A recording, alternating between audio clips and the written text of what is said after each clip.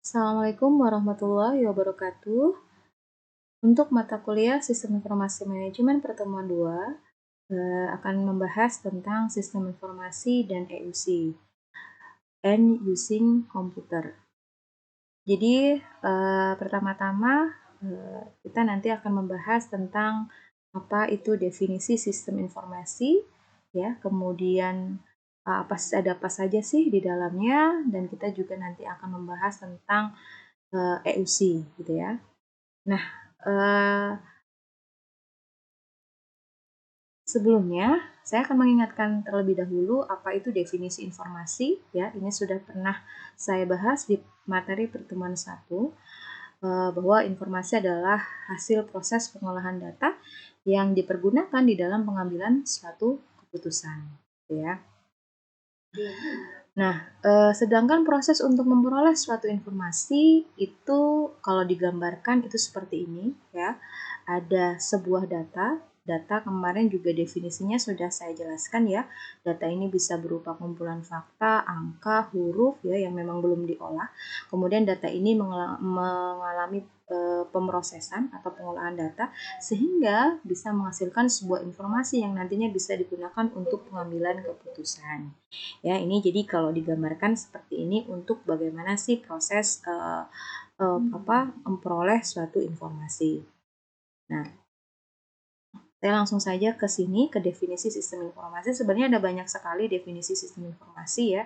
Di sini ada 3 kalau nggak salah, jadi kalian bisa membacanya. Yang pada intinya adalah sistem informasi itu kumpulan beberapa komponen. Komponen ini bisa terdiri dari hardware, software, brainware, prosedur, gitu ya, yang kemudian diorganisasikan secara integral untuk mengolah data sehingga menjadi informasi yang nantinya informasi ini bisa bermanfaat dan berguna untuk pengambilan sebuah keputusan, gitu.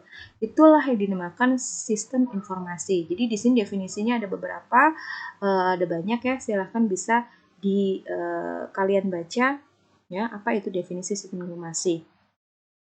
Yang sebenarnya kalau bisa ditarik secara garis besar bahwa sistem informasi itu adalah tadi sistem yang kemudian di situ ada proses, di dalamnya ada inputan data yang kemudian diolah ataupun diproses sehingga menghasilkan keluaran yang berupa informasi yang tepat guna untuk apa? Untuk membantu mengambil sebuah keputusan, ya.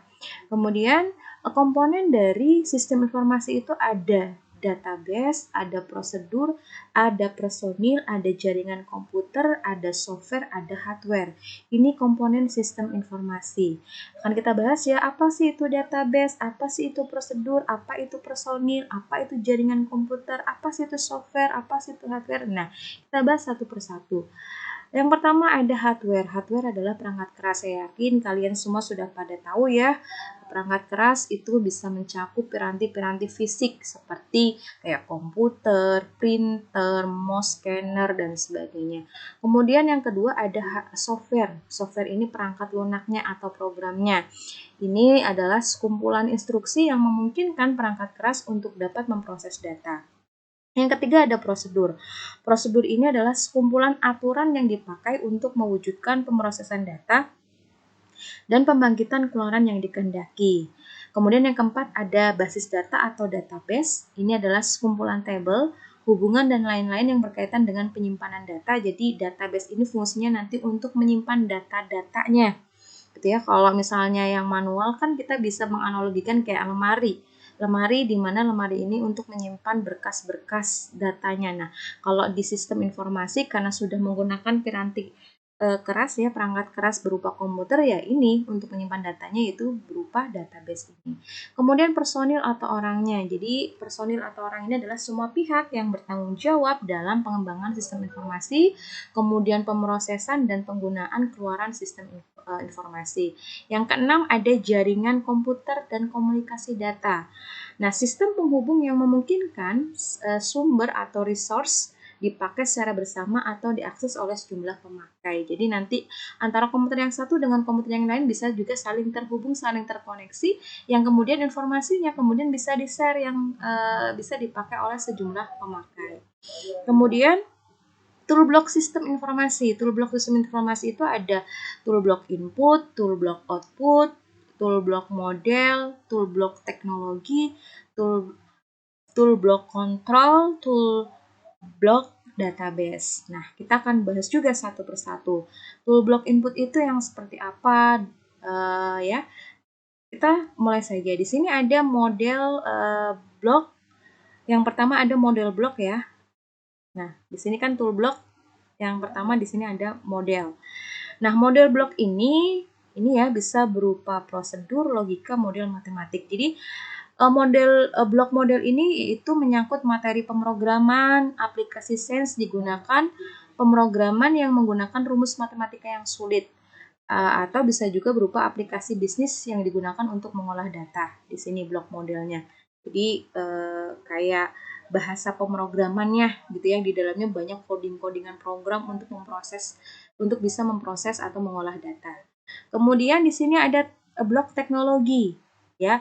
Itu di mana di dalam blok teknologi ini dia bisa menerima input, menjalankan model, menyimpan dan mengakses data gitu ya, yang kemudian bisa menghasilkan atau mengirimkan sebuah output gitu.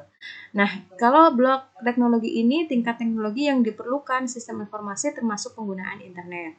Kemudian ada input block atau blok input. Nah, bisa berupa metode atau media inputnya. Atau alat yang digunakan untuk menerima data. Contohnya keyboard, mouse, scanner, kamera yang digunakan untuk memasukkan data ya. Kan kita bisa memasukkan data ya tadi menggunakan keyboard, mouse, scanner, kamera, dan sebagainya. Kemudian ada output block. Output block di sini bisa berupa dokumen output atau informasi yang berkualitas. Kalau di sini contohnya adalah alat yang digunakan untuk menghasilkan keluaran seperti printer, monitor, ya, atau suara, speaker yang bisa menghasilkan suara dan sebagainya. Itu output block. Kemudian ada control block. Ya, ini bisa berupa operational system yang nantinya bisa mencegah dan menangani kesalahan dan kegagalan sistem. Jadi bisa dilihat dari kalau control block ini adalah aspek pengamanan sistem informasinya. Bisa berupa pengamanan fisik menyangkut pengamanan terhadap kebakaran, gempa bumi, sabotase, dan lain-lain. Ataupun pengamanan non-fisik menyangkut pengamanan terhadap serangan virus, software, dan lain-lain. Kemudian ada database block. Database block ini adalah berupa hardware ataupun software yang di situ berkaitan dengan data.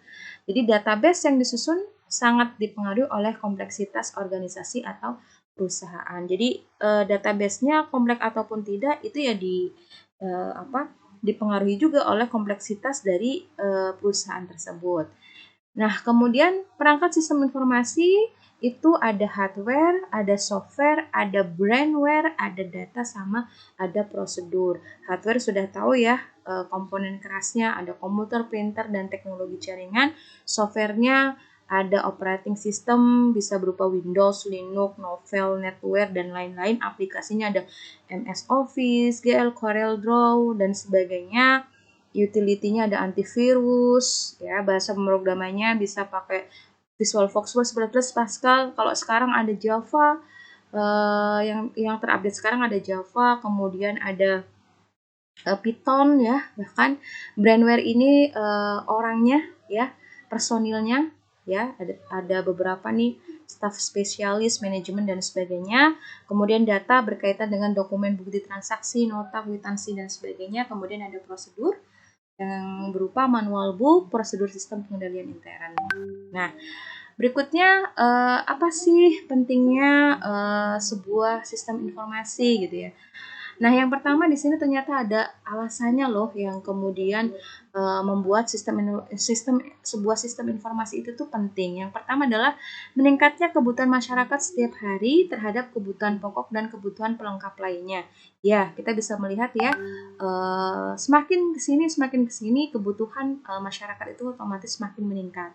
Kemudian tingkat kecerdasan atau kemampuan berpikir masyarakat meningkat searah dengan berkembangnya kualitas pendidikan di masyarakat. Ya, makin kesini orang makin pintar, teknologi pun makin canggih.